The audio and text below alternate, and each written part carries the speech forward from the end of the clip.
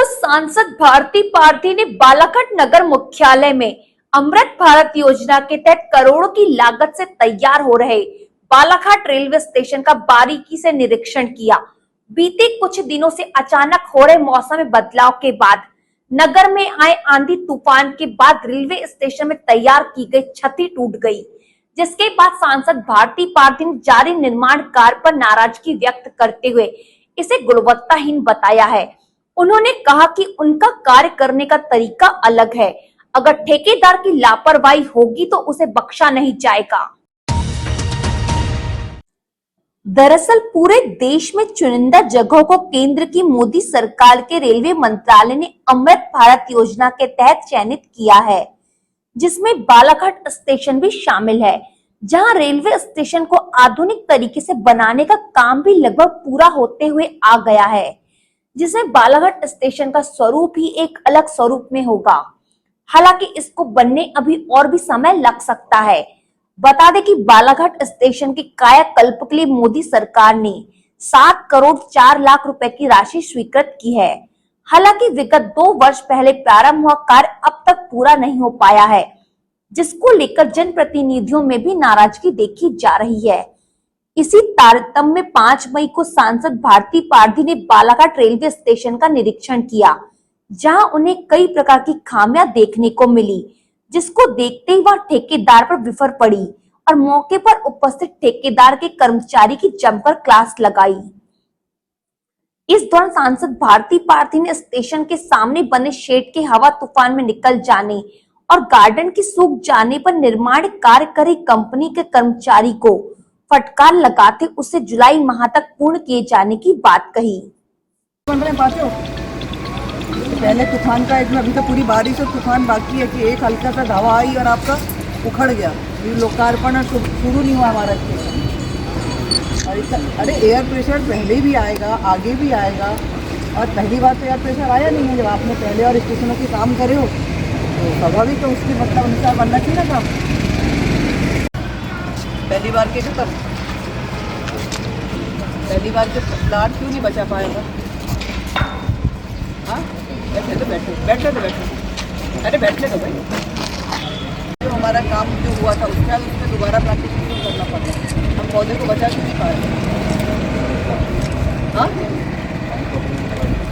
क्यों नहीं मिला? किसकी जवाबदारी? कर लोगे और दोबारा प्लांट लगाओगे आप। पैसे का वेस्टेज ही है ना ये, आपका थोड़ी जा रहा है, गवर्नमेंट का पैसा जा रहा है, तो आपको क्या करना है? ऐसा अरे किसी का भी हो, मेरा मतलब कहने का मतलब है या तो पहले आपको सारी व्यवस्थाएं करके फिर प्लांट लगाना था।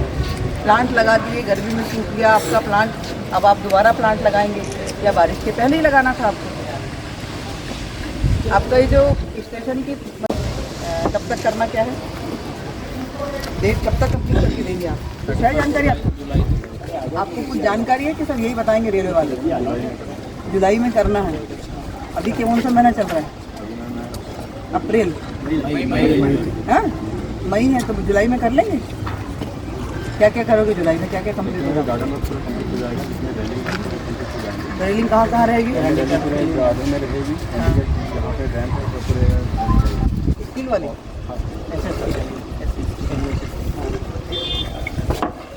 निरीक्षण के दौरान सांसद भारती पारधी ने रेलवे टिकट आरक्षण केंद्र का भी जायजा लिया, जहां उन्हें टिकट काउंटर से चिल्लर राशि रेलवे उपभोक्ताओं को वापस नहीं किए जाने की शिकायत मिली, जिसके बाद सांसद भारती पारधी ने रेलवे स्टेशन अधीक्षक सहित टिकट काउंटर में तैनात कर्मचारी की कार्य प्रणाली पर सवाल उठाए। उन्होंने कहा कि सरकार द्वारा डिजिटल लेन देन की प्रणाली भी प्रारंभ की गई है। अगर किसी के पास नगद या चिल्लर की समस्या है तो उसे डिजिटल प्रणाली से टिकट खरीदने की जानकारी दे। आप टिकट देने बैठोगे तो आपके पास तो सारी तैयारियों के साथ बैठना पड़ेगा ना। जब तक चिल्लर की ऐसा तो नहीं कि चिल्लर लेके ही आएगा। आप आ रहे हो तो आप चिल्लर लेके बैठते हो काउंटर में। आप लेके बैठते हो तो वो व्यक्ति क्यों नहीं बैठा?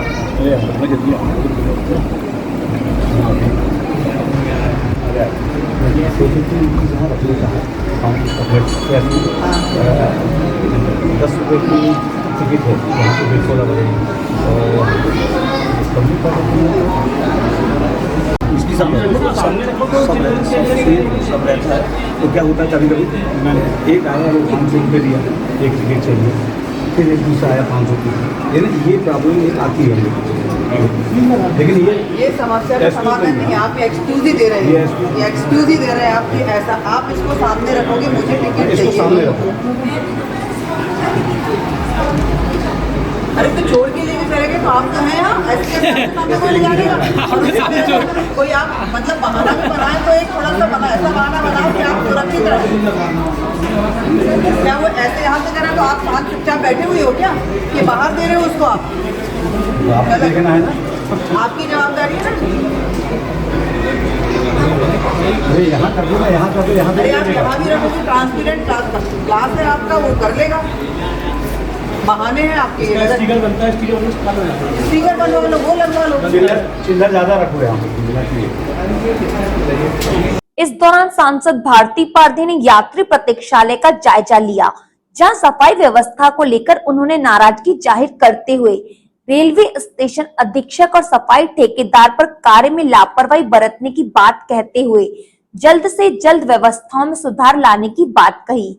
निरीक्षण के दौरान उन्होंने यात्रियों और स्टेशन में तैनात रेलवे कर्मचारियों से भी चर्चा की। चर्चा के दौरान सांसद भारती पारधी ने बताया कि अमृत भारत योजना के तहत बालाघाट रेलवे स्टेशन का कायाकल्प किया जा रहा है। विगत माह पूर्व जिन रेलवे स्टेशनों का कायाकल्प का कार्य पूरा हो चुका है, उसका ऑनलाइन लोकार्पण प्रधानमंत्री नरेंद्र मोदी के द्वारा किया जाना था, जिसमें हमारी लोकसभा का सिवनी रेलवे स्टेशन भी शामिल था। उन्होंने कहा कि अगर बालाघाट रेलवे स्टेशन का कार्य भी पूरा हो जाता तो निश्चित ही आज इसका लोकार्पण हो जाता, लेकिन यहाँ आज निरीक्षण के दौरान कई तरह की लापरवाहियां देखने को मिली है। निर्माण कार्य के दौरान ठेकेदार अनुपस्थित पाए गए हैं। पहले ही तूफान के दौरान छत डैमेज हो गई है। कार्य और मटेरियल की गुणवत्ता ठीक नहीं है और ठेकेदार के ऊपर काफ़ी नाराजगी जताई है।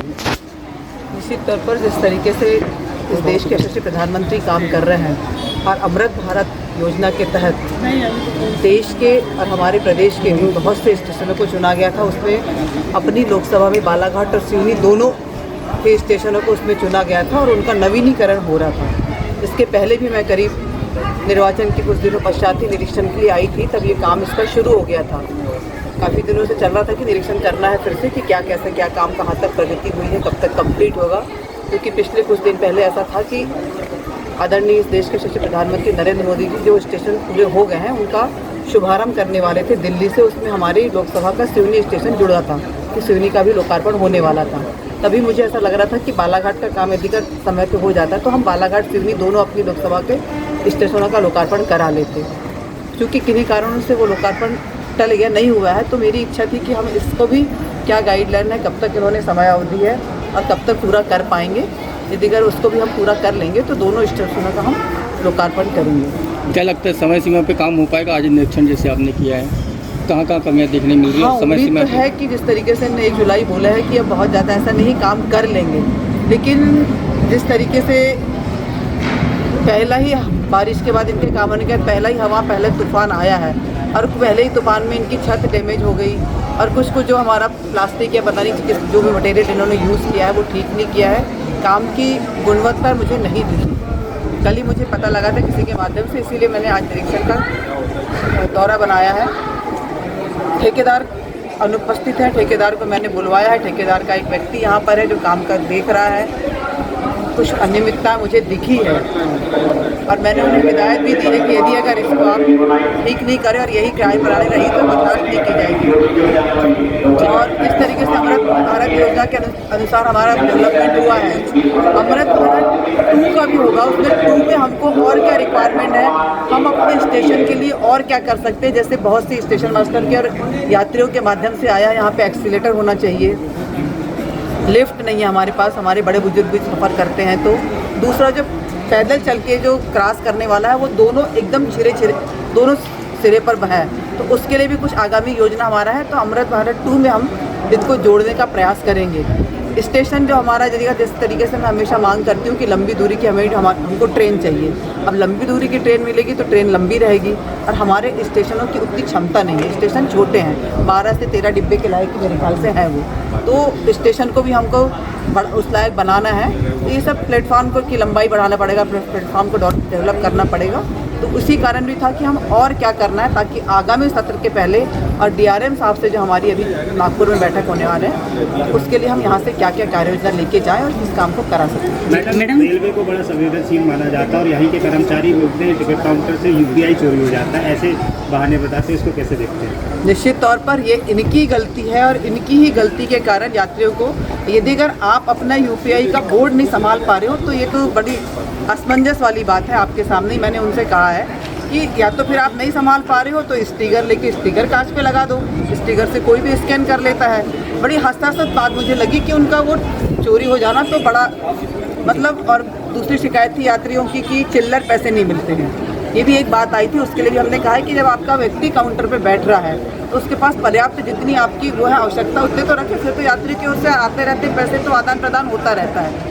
वेटिंग एरिया में कुछ चोरी की भी समस्याएं, गंदगी की भी जानकारी होने के बाद भी गंदगी देखने को मिली है और चोरी जैसी वारदात के सामने। गंदगी का तो मैं जैसे ही मतलब वेटिंग हॉल के जो टॉयलेट है उसमें मुझे स्मेल आई तो मैंने जाके देखा तो महिला वाला जो है वो तो साफ़ सुथरा था, लेकिन पुरुष वाला में पानी जमा हुआ, निकासी नहीं है। तो फिर एक स्टेशन मास्टर ने मुझे बताया कि जो निर्माण कार्य चल रहा है उसकी पाइपलाइन का ड्रेनेज सिस्टम का कुछ है, तो वो मतलब अभी काम सुधार लेंगे। वो इस कारण शायद थोड़ा सा पानी निकासी नहीं हो पा रही, पानी जमा हुआ है, इसलिए स्मेल आ रही है। जहाँ तक चोरी की इन्होंने बात किया तो उनकी बात वही आ रही कि मतलब यहाँ पर पुलिस चौकी तो है, लेकिन जब मैंने अधिकारियों से बात किया तो उनका भी कहना आ रहा है कि हमारे पास स्टाफ पर्याप्त है।